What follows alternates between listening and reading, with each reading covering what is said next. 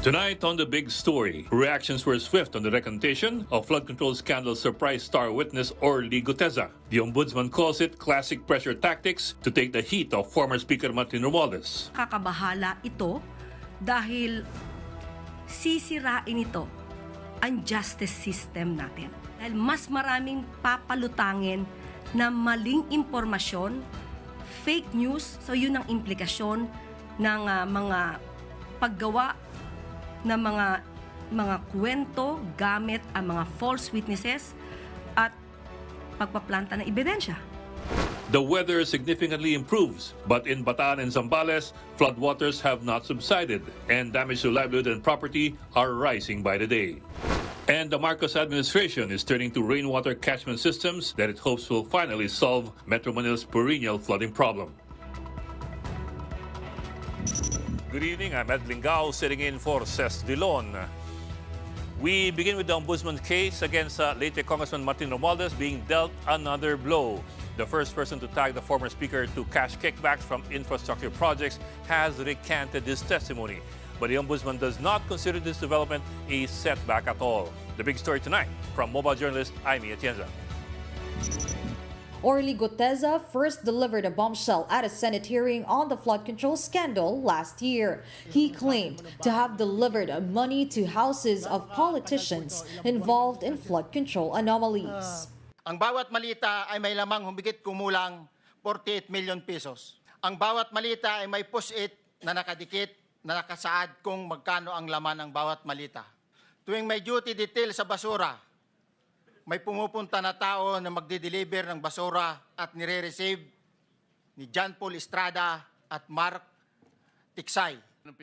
Now, he has another bombshell. He's taking back everything he said. In a new sworn statement, Guteza now claims Senator Rodante Marcoleta and former Congressman Mike Defensor, both now in jail on plunder charges, forced him to give testimony against late Congressman Romualdez. Guteza recalled that on September 24, 2025, he was brought to a Japanese restaurant near the Senate. That's where he allegedly saw Defensor and his brother-in-law Mark.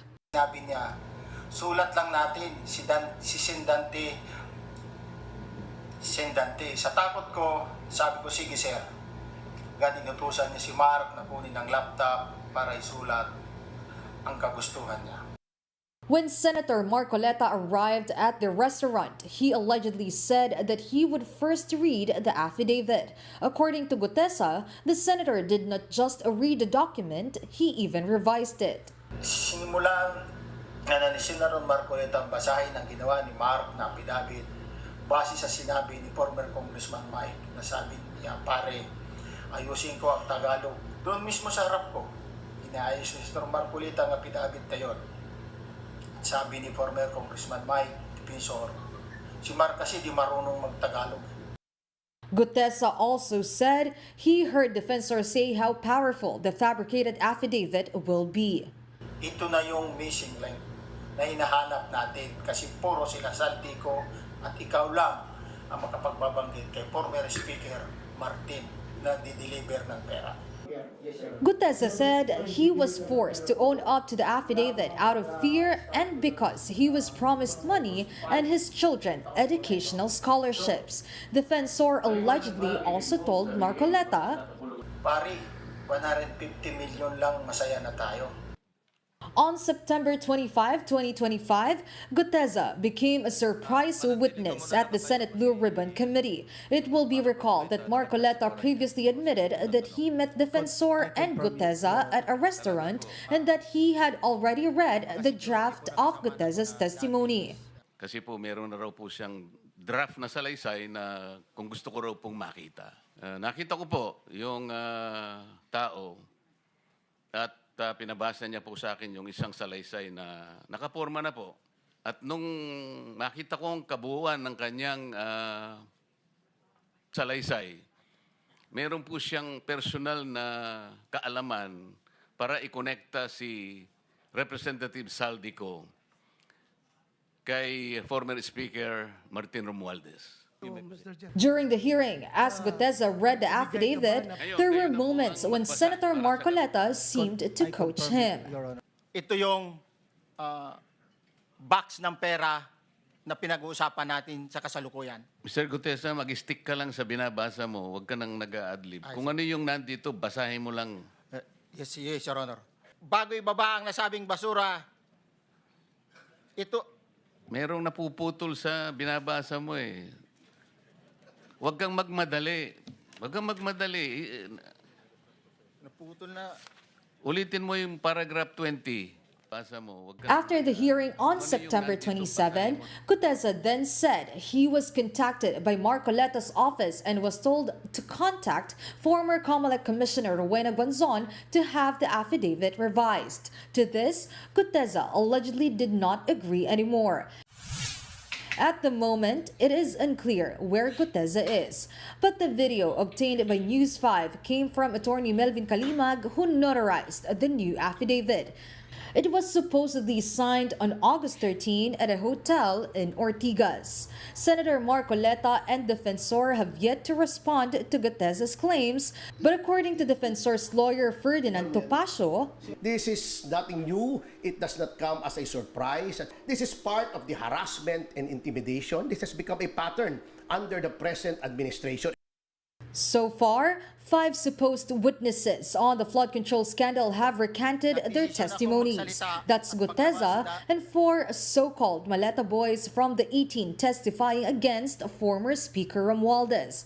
But the Ombudsman is not worried. It said they have 28 other witnesses that will link Romualdez to flood control kickbacks. These include active, uniformed personnel. The Ombudsman also attributed Guteza's change of heart to classic pressure tactic. But for former Senate Blue Ribbon Committee Chairman Senator Panfilo Lacson, Guteza's recantation comes as no surprise. Lacson maintains Guteza was a coached witness when he faced the Blue Ribbon. He also insinuated that Guteza may have even earned a double for his statements. Current Blue Ribbon Chairman Senator Erwin Tulfo, for his part, says he'd rather just leave the flood control issue with the Ombudsman. Ang pinaka-fast way to hold these officials accountable, ombudsman na. Tingnan mo, take the cases po yung mga ilang na napakulong na ng ombudsman ng mga official. Mabilis po. Kapatid Amy Atienza, we are One News. Leyte Congressman Martin Romualdez will file a supplemental counter-affidavit before the Ombudsman against allegations by the so-called 18 Maleta boys. This will include sworn statements from former drivers and security aides of fugitive ex-lawmaker Zaldico. The filing will also cover Orly Guteza's recantation. Romualdez's counsel Ade Fajardo says at least 25 former staff members of CO have come forward denying the delivery of flood control kickbacks to the former speaker or to any politician. They also claim to have signed statements prepared by lawyer Levi Baligod in exchange for money. Pero makikita po dito sa isasubmit natin ngayon sa Ombudsman na pinasisinungalingan nitong malalapit na associates of former Congressman Zaldico, his family, and his corporation, SunWest, na may nangyaring ganyan. Sa ebidensya po, no, hindi po pwede yung haka-haka, maaring nangyaring ganito, or marahil, or posible, or walang duda. Yung mga ganyang statements po hindi po papasa sa pag-evaluate ng hudikatura. Many of them, I think a substantial number said that they were explicitly offered financial reward to join the quote-unquote brave soldiers.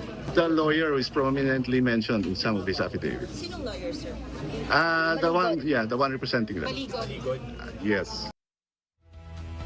Fajardo also criticized the Ombudsman's ongoing investigation onto Romualdez. The former IBB president denied insinuations that Romualdez's camp had something to do with Guteza's recantation. This investigation has been going on for several months, no?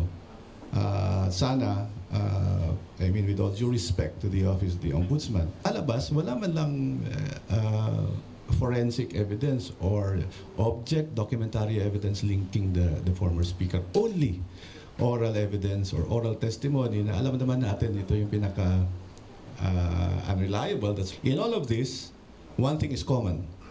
May mga taong nagudyok at namilit sa mga testigong ito para idawit si Representative Romualdez sa kaso. And joining us tonight is one of the lawyers of former Congressman Mike Defensor, Attorney Ferdinand Topacio. Good evening, Attorney Topacio, and thank you for joining us in The Big Story. Yes, good evening, Ed. It's always a pleasure to be here. Thank you, sir. Have you spoken to your client, Mike Defensor? Well, not lately, but with respect to the present issue, I would say that this came as no surprise because as early as November 19 of last year, we had already gotten information that Gutesa, who suddenly disappeared after his bombastic testimony before the Blue Ribbon Committee, was being forced or had been already forced to recant his testimony. Pero sir, our problem here is that it's a he said, she said situation. On one hand, Gutesa saying na he was, what was the word he used? He was practically forced out of fear and anxiety to sign an affidavit prepared daw by Senator Marcoleta. On the other hand, of course, you're saying now that your client is a victim of somebody who was forced to recant. In which case, in order to find out which version is more credible, then we would have to look at the surrounding circumstances. And these are, number one, that Gutesa was suddenly incommunicado after his BRC testimony. Number two, we have publicly declared that the family of Gutesa, right after his testimony, was being harassed and intimidated by certain persons. Number three, we can see that there is a pattern on the part of the administration to intimidate and harass whistleblowers by imprisoning Senator Marcoleta and former Representative Mike Defensor, which has the effect of demoralizing the whistleblowers. So, under these circumstances and considering that there is a principle of law that he who is the author of an act stands to benefit from that act, is presumed to be the author of that act, then we can clearly presume that it is the people who are being pointed to as recipients of billions of pesos in maleta money who may be behind the pressure on the part of Sergeant Gutesa to recant. Yes, sir. But wouldn't your client be in any sort of legal trouble or legal issues with respect to Gutesa's claim that he was forced or pressured by your client into signing an affidavit that he now claims is untrue and inaccurate? That is exactly what the government wants to happen. This has been the pattern, as I have said. You can see that aside from the plunder case, which is totally ludicrous to begin with, considering that it involves no public funds and it is a campaign contribution, there are also cases for libel, cyber libel, even human trafficking against Mike Defensor. And of course, Gutesa would also be in legal trouble for saying one thing under oath one day and saying another thing under oath the next day. So it all boils down to what does Gutesa have to gain? What does Mr. Romualdez have to gain from the recantation? And what do Senator Marcoleta and Representative Defensor have to gain except for the national interest in exposing an anomaly or corruption in government? Yes, sir. I understand, sir. Pero on the other hand, the plunder case against Mike Defensor and Senator Marcoleta, some would say that that's an entirely different issue altogether. And to your point po, that it involves no public funds, the plunder law provides for the violation of plunder with public funds and with private funds as well. Oh, I will not argue the point. Because it is sub judice. All that I'm saying is that it is also acceptable in law that there can be established a pattern of certain acts. And we can see that there is already a pattern on the part of the administration to harass its critics, which is very sad because instead of concentrating on people who have been pointed to as having received billions in kickbacks, they are going after the whistleblowers. Remember, Sir Ed, the fact remains that it has been established even by the president in his mahiyahan naman kayo speech that billions have been stolen. Now, who stole them? They could not have vanished out into thin air. So what the government should be doing is unearthing who have been plundering public funds with respect to the flood control scandal. And instead of putting pressure to bear on the whistleblowers, they should be hearing them out. And so we can see that it is a saddening development in our country, and it is a deterrent to future whistleblowers. But sir, at the very least, was there really a meeting in a Japanese restaurant the day before the Blue Ribbon Committee hearing? We're talking about September 24, 2025. That is the date that Gutesa claims he met with your client and Senator Marcoleta.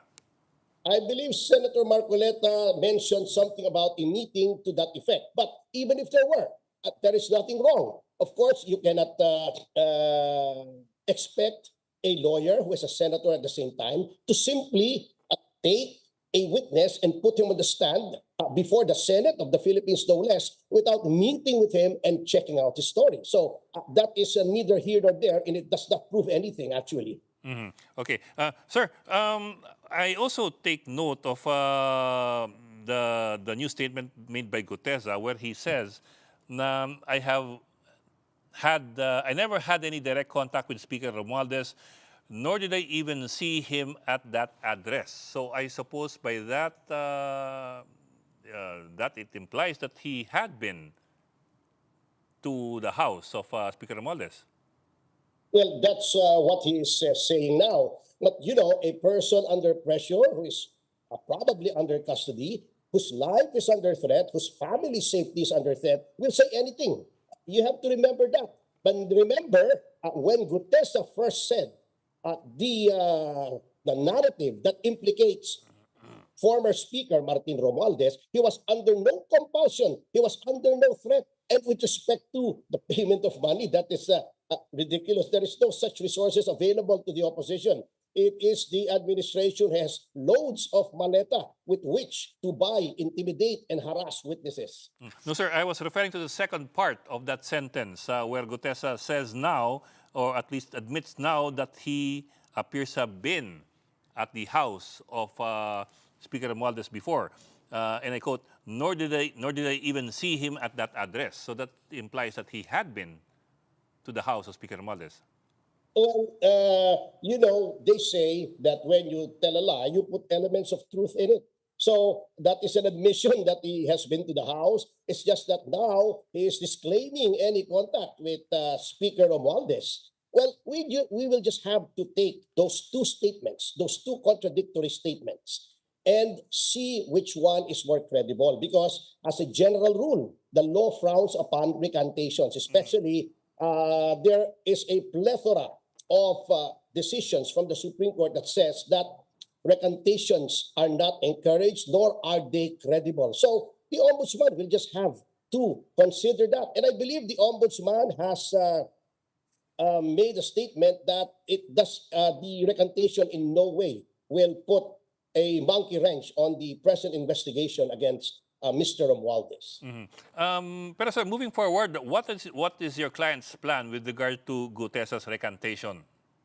We have no knowledge of that yet, but suffice it to say that, as I have said, we had expected this, and it was only a matter of time before the recantation came out. And you can fact check me on this, Sir Ed. It was on November 19, 2025, when we publicly stated that we have received reports of harassment, intimidation, and the recantation of Gutesa. So this is not something that was totally unexpected. Actually, sir, to be honest about it, a lot of people were wondering how Marcoleta and your client appear to have lost track of Gutesa after the Senate Blue Ribbon Committee hearing. Bakit po biglang parang nawala siya sa inyong paningin? Well, alam niyo po, that also proves na hindi namin minamanipulate o tinatakot o hinahawakan si Gutesa, because otherwise, if this were a conspiracy to use Gutesa against any political personality, sana itinago na namin yun. Hindi na namin pinakawalan. Inilagay na namin sa safe house. O, di ba? The mere fact that we lost track of him means that he was free to go whenever he wanted. walang compulsion, walang threats, walang intimidation. No pressure was being brought to bear upon him, even during, before, and right after his first BRC testimony. Yes, sir. I understand your point there. Pero on the other hand naman, it did appear during that hearing that Senator Marcoleta was coaching Gutesa. Kasi we just played the soundbite kanina, Marcoleta telling Gutesa during the Blue Ribbon Committee hearing, stick to the affidavit and just don't go anywhere else outside that affidavit. And Well, also the that is references. subject to so many interpretations. It might be that he only wished to abbreviate the proceedings, considering we have to look at the context. If you have seen that particular session of the Blue Ribbon Committee, you could see Ping Lacson straining at the leash and trying to stop Gutesa, or even implying that this was that the testimony of Gutesa was a waste of time and should not have been done. So you should see it in that context, Sir Ed. Okay. Sir, so moving forward, you do not see any legal action from your client's part as far as Gutierrez is concerned, at least This as of now. happened only, I think, yesterday, Yeah. or the day before. So this was very recent. And as you know, my client is incarcerated, and it's quite an effort to be able to communicate with him. You have seen how he was treated by the police. He just wanted to speak to the media, and yet he was bodily restrained, causing him physical pain. So, well, I'll consult with him and get guidance from him as to what our next action will be on this particular matter. Okay, sir. We will follow up with you on that point. Maraming salamat for joining the big story, Attorney Yes, Ferdinand Topacio. it's always a pleasure and an honor, Sir Ed. Thank you, sir. Thank you very much. You are still watching the big story on One News, and when we return, we also have the reaction of former Comelec Commissioner Rowena Guanzon, apparently named by Orly Gutesa as one of the players in his supposedly fabricated affidavit. Please stay tuned.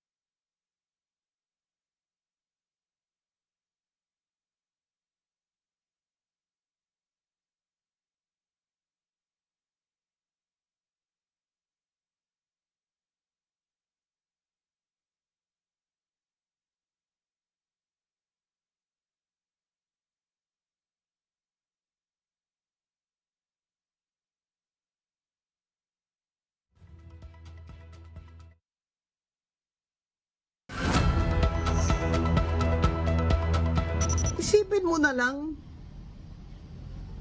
Maniniwala ba sa Gutesa na mag-abogado ako para sa'yo? Para sa ano? Will I have anything to do with Zaldico, your boss, at the time? Pero syempre, mas mabigat ang maleta, hindi ba Gutesa? Syempre, yung boss mo ngayon, si Martin Romualdez na, my mortal enemy. Kaya sana makulong kayong dalawa. That was former Comelec Commissioner Rowena Guanzon denying any connection with former Marine and self-proclaimed Zaldico bagman Orly Gutesa. Gutesa claims that Senator Dante Marcoleta's office offered to have Guanzon look at and revise a made-up affidavit linking the former speaker to flood control kickbacks. Former One Pacman Party List Congressman Mikey Romero has relinquished his post as a reservist of the Philippine Air Force. In a statement, Romero says it has been a privilege and an honor to serve alongside the AFP and thank the uniformed service for the trust and the opportunities that he received. Romero, a wing commander of the Tactical Operations Wing Reserve in Northern Luzon, ended by saying that genuine service is not measured by rank or position, but by what has been done for the people and the country. Romero's retirement took effect yesterday, August 19. This comes amid controversy over Romero's allegedly questionable medals, including a Gold Cross medal which he wore in one photograph with the AFP Chief of Staff. Romero has since denied accusations of stolen valor and maintains that all his military distinctions are backed up by official AFP orders and records. He also clarified that he did not wear a Gold Cross medal in the photograph, but a Gawad sa Kapayapaan badge, which he got for helping the Air Force secure 3 C-130 planes. In a statement, the Philippine Air Force says Romero has been relieved from his post as a wing commander while it investigates and verifies his records and his military awards. It did acknowledge the contribution of every reservist, including Romero, who served alongside the Philippine Air Force. And let's have somebody weigh in on this issue. Joining us tonight is former Marine Captain, or nag-major ka di ba? And former Congressman Gary Alejano. Good evening, sir, and welcome to The Big Story. Good evening, Ed, and to all your listeners, good evening. Yeah, good evening, sir. Always a pleasure to have you on board. Sir, let me just back up a bit. If I remember right, you also have a Gold Cross, and not just that, you also have a Distinguished Conduct Star? Yes, Ed, I was awarded Gold Cross and Distinguished Conduct Star. Now, the Gold Cross is the third highest military award for combat. The Distinguished Conduct Star, tell me if I'm right or wrong, is the second highest. Yes, because I was recommended for the Medal of Valor, and when it was not deliberated on, it was downgraded to the Distinguished Conduct Star. Okay, just making sure that everybody's clear that you know whereof you speak. Sir, itong, I'm sure you've been following up on this story. You're very familiar with what's been happening. Your thoughts as an awardee of both the Gold Cross and the Distinguished Conduct Star dun po sa suot-suot na mga decorations ni Brigadier General Mikey Romero. Well, unang-una siguro, I would like to give benefit of the doubt to Brigadier General Mikey Romero of the Philippine Air Force Reserve. Naging kasama ko siya in Congress, and he's a good man. But however, I don't know the specifics of the awards, but looking at it mainly, nakita natin sa dibdib and so many medals and awards and even the insignias and badges. Hindi siya akma sa isang reserve, because I have not seen anybody from the reserve force with so many awards, no? And even the badges, so many badges. So, hindi siya akma sa isang reserve officer. So, magka-question ka talaga kaagad, bakit saan mo kinuha yan? Kasi even an active officer exposed in combat operation in Philippines, would I be able to have that, so many badges and so many medals and awards? So it has become controversial. No? Yes, sir. So ang akin lang siguro, our armed forces, not only for this case, we really have to look into the specific matter regarding General Romero, and of course, the provision of awards to the reserve force, because kailangan din naman natin ang reserve force, no? Kasi naranasan ko ito when I was still in Congress. I took the General Staff course together with other congressmen. And in the graduation and even in the promotion, some of the congressmen I was with were wearing uniform with awards. Oh. No, nakalagay yung mga awards nila. So I cautioned them because sabi ko, ang awards na yan, na hindi yan basta-basta ang dekorasyon lang. No? And honestly, yung ibang mga hindi din naman kasi nila alam. So kaya nga we should be giving benefit of the doubt to General Romero and even those other reserve kasi hindi nila alam yun eh. Hindi nila alam. So ang mga staff nila na inutusan nila, siguro namili na ng anong magandang itsura, pinagsasaksak na lahat doon sa uniform. And Okay. so hindi maganda na ganon. Sir, teka, let me atrasaw ng konti. Okay, we don't have to name names if you prefer not to. Pero tama ba, intindi ko na, Yes. na nakasabay mo ilang congressmen naka-uniforme, tapos yung mga awards nila, kahina-hinala rin. Yes, kasi tinanong ko na saan yun nakuha yan, ano? Kasi ako pa lang kasi yung iba, they were not members of the reserve force at all. And because they decided to take the General Staff Corps or GSC of the Armed Forces, they're automatically promoted or awarded the Lieutenant Colonel Yes, sir. Yes, sir. officer rank. And therefore, wala pa silang karanasan. So saan nila kukunin yung award na yan? So moment they wore the uniform, may award na. So kinosyon ko yung staff na hindi basta-basta nilalagay yung mga awards na yan kasi it should be earned. No? It should be earned. So yun naman, na-correct naman yun. Pero siguro sa mga iba na hindi, kaya importante din sa process, we should also educate them and caution them na hindi basta ganun ng awards kasi sometimes, without offense to our armed forces, masyadong binibaby yung mga reserve natin, especially coming from the high ranks from the business sector and even the congressmen. Hindi dapat kung ano ang dapat na gawin niya at i-comply niya kung nag-schooling man sa armed forces, hindi dapat ganun kasi otherwise mawawala yung saysay ng isang reservist. Yeah, kung siya ay unang-una hindi nag-training, hindi mo alam yung even pag-salute, ang mga awards hindi mo alam, hindi that's sampal yan sa armed forces. Sir, yung mga nakita niyong awards na suot nito mga congressmen, meron ba diyang combat awards na nakita kayo? Well, honestly, Ed, I did not go through the specific awards. Tiningnan ko lang siya as a whole. Makapal yung layer. Hindi na talaga siya Makapal ang layer. no? ang haba. Tapos, pero doon sa taas, kaya nga na-quote yung Gold Cross kasi hindi ganon kaklaro, pero it looks like a Gold Cross, no? Yes, sir. Yung Well, actually, sir, parang light. Yes, sir. Actually, I found two photos na klarong-klaro ng naka-uniforme siya na may suot siyang gold cross kasi it's a blue background with 3 white stripes. I understand it's a gold cross. Yan. At Gold cross, meron din siyang suot na blue backing with 1 wide stripe. Ayan po yung gawad sa kapayapaan na kanyang sinasabi. So he was wearing both. Oh. Well, na Gold Cross is a combat award parang malabo yun, no? O ang reserve merong ganon. Lalo na sa Air Force siya. Di ba?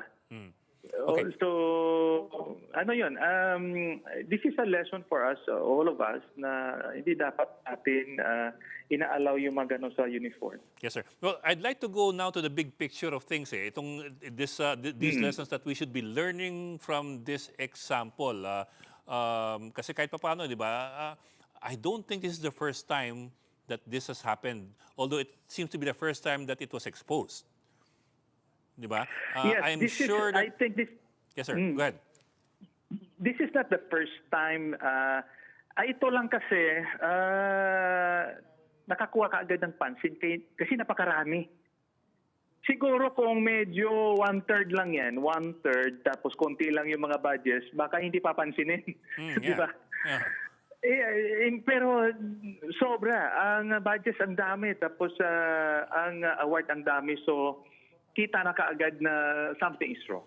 Yes, sir. But what I want to ask you is this, is there any concern on your part na baka the AFP is pandering or might be pandering too much to personalities who have political or financial influence because of what they can bring to the AFP? Alam mo yun, may resources, may hatak sa politika, o kaya sikat.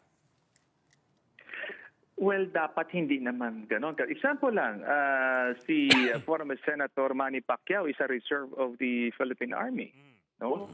Pag nagsuot siya ng uniform, hindi naman, wala kang makitang award na ganon kadami. In fact, parang wala akong nakitang award, di ba? Ano lang yun, yes, I am not accusing the armed forces na parang ganon giving favors, awards, but it should merit an investigation.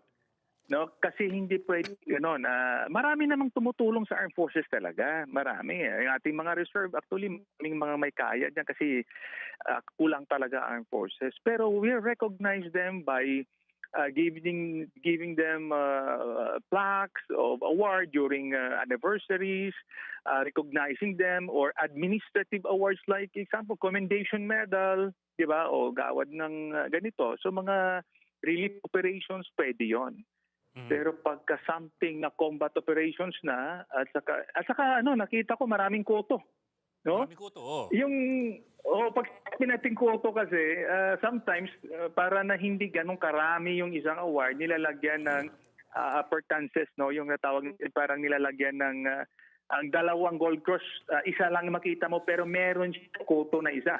Parang ganun tawag natin, no? Which means na he reserved the same award several times. Yes, na-receive niya na maraming beses to ng ganon. So, kung karami, tapos marami pang kuto, ibig sabihin na napakarami talaga niyan. So, very controversial. But I would like to emphasize, I know the person, mabait na tao yan, matulungin, pero kailangan din namang imbestigahan para hindi na maulit. Pero sir, is there any issue as far as yung kanyang apparently speedy promotions is concerned or are concerned? Kasi for example, I think mga 2020 or 2021, he was an airman second class. I think he went through schooling, so he became a lieutenant colonel by 2023. By 2025, I think he became a full colonel. By 2026, he became a general. Well, for me, sa ganong award, medyo questionable din yan. Kasi may time and grade din yun eh. Yeah. Ibig sabihin, you need to spend some time for that rank before you will be qualified to be promoted to the next rank. So may time to spend for that. And merong bilit din yan. Ibig sabihin, the position na inahawakan mo, may corresponding rank yan. So you have to go through that there. No, kasi kung magic yan na pinormote mo kaagad, well, I don't agree with it, no? Kaya nga yun din a reminder not only for the armed forces but also for the Philippine Coast Guard example, no? Meron din ganun na napopromote kaagad ng mataas. So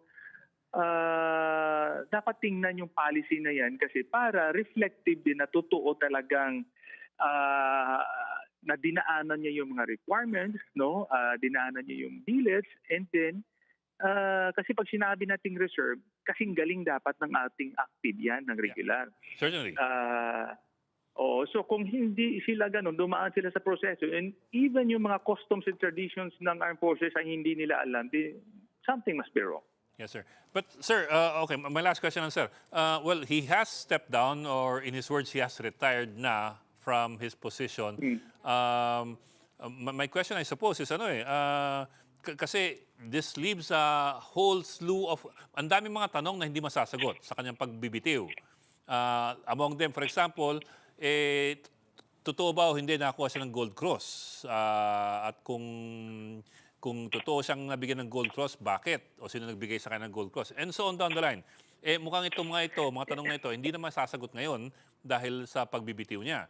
So medyo bitin po dun sa kung ano ba talaga ang nangyari at kung meron bang nagkamali o nagkaaberya.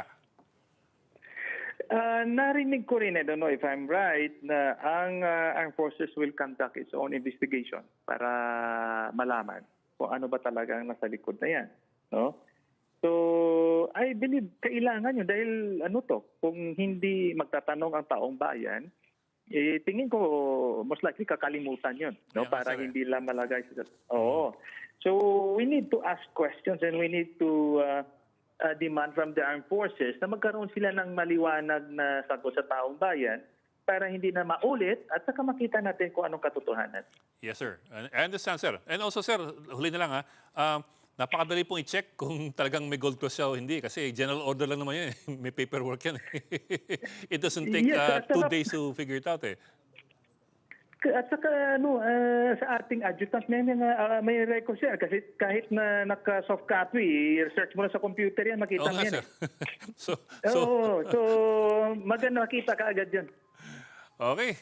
Maraming salamat sa iyo, sir, major ba o captain? Ano ba yung retirement na posisyon? Well, I went out of the service as a captain of the Philippine Marine Corps, but I went back as a lieutenant colonel in the reserve because of the general staff course. Nga pala.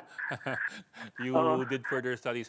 Okay, I'll refer na to you as a Gold Cross and Distinguished Conduct Star awardee, Marine Officer Gary Alejano. Thank you, sir, for joining us tonight. Other news, President Bongbong Marcos visited Tripa de Galina pumping station, the biggest of 70 pumping stations run by the MMDA. He inspected the station's trash rake facility, which draws garbage from canals in the area, as well as the pump engine room.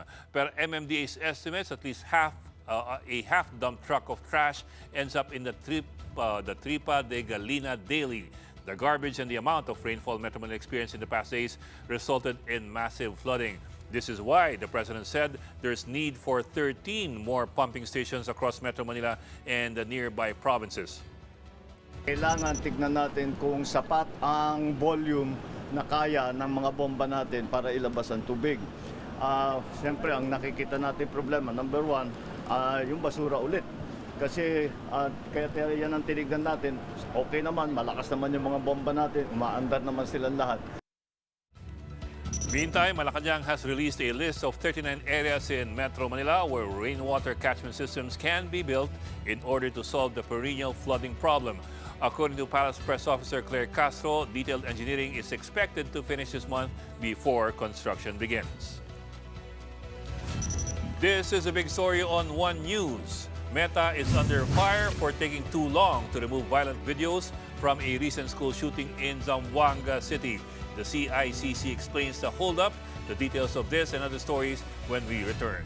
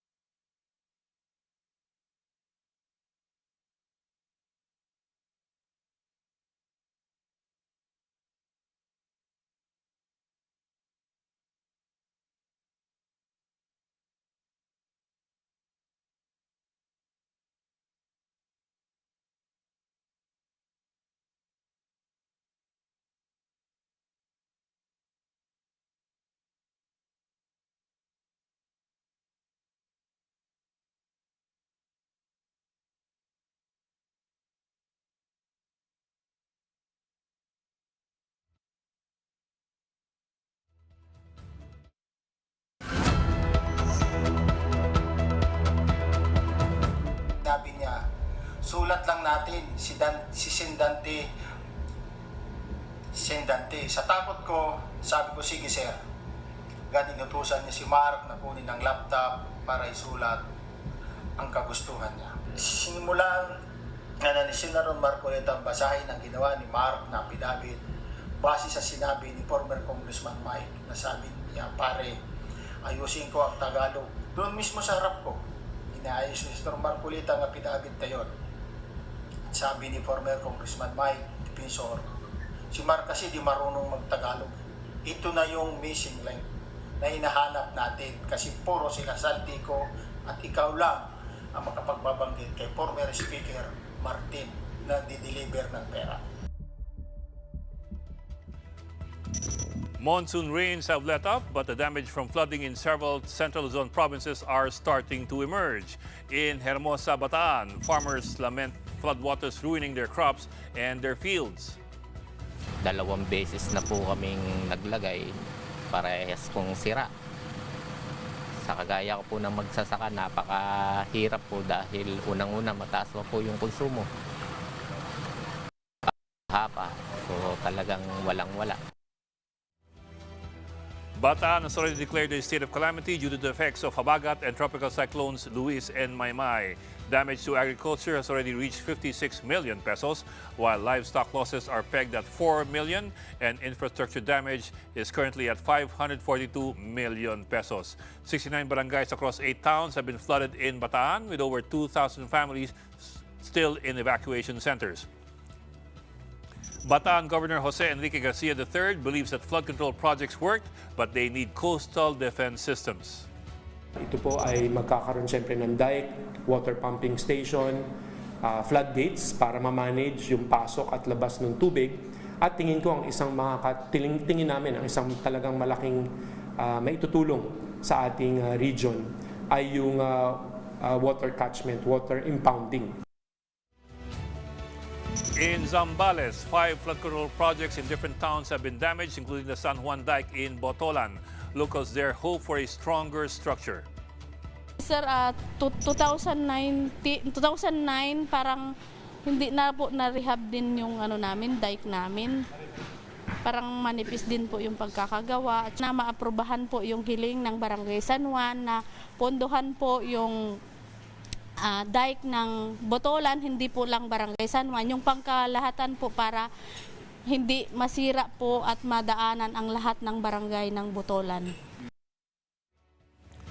Another reason for the flooding, irresponsible quarrying in the area. Zambales 2nd District Congresswoman Doris Maniquez warns that 10 barangays are at risk of being submerged if the dike gets permanently damaged and the rains persist. Yung iba, malapit na dyan mismo sa diken na kapag quarry. Kaya lahat yan, nag-uusap kami ng provincial government, ang DPWH at ang Philippine PNP, Philippine National Police, na talagang pababantayan na namin at magde-designate na talaga ng strictly na quarry zone lang talaga.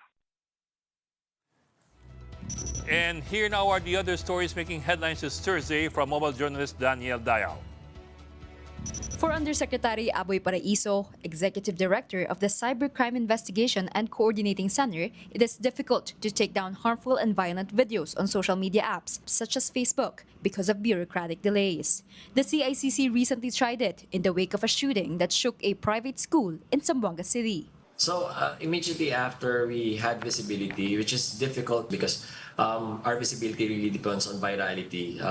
Kasi yung live stream na yan, it doesn't have any tags that we can input into our monitoring and detection system. Tapos nireport po kagad namin sa Meta. And this is the unfortunate event since there's still gaps and still, the office of Meta here still isn't a proper branch office that dinaan pa ho nila sa proper channels before the video was taken down po. Kung nag-reach out tayo, we understand their internal processes. Na-take down naman, but how much more time lapsed? Around, from what was reported to me, it was around 79 minutes pa po, Ma'am Reg. DICT, CICC, congressional staffers, and digital advocates will fly to Meta's Asia-Pacific headquarters in Singapore on August 27 to discuss mitigating online child violence, as well as protecting the integrity of the elections. Meantime, the number of Filipinos who consider themselves poor rose to 39% in July, from 35% 4 months ago. According to Okta research, that's equivalent to about 10 million families. 42% could not tell whether or not they're poor, while 18% said they're not poor. Cases involving pilferage or electricity theft are yielding low conviction rates. The Senate Committee on Energy on Thursday continued its discussion about scrapping system losses. Data from the PNP-CIDG show that from 2022 to August of 2026, 548 have violated the Anti-Electricity and Electric Transmission Lines or Materials Pilferage Act. 600 have already been arrested, while 129 remain at large. But of the 190 cases that have reached the courts, only 21 resulted in convictions. 123 remains on trial.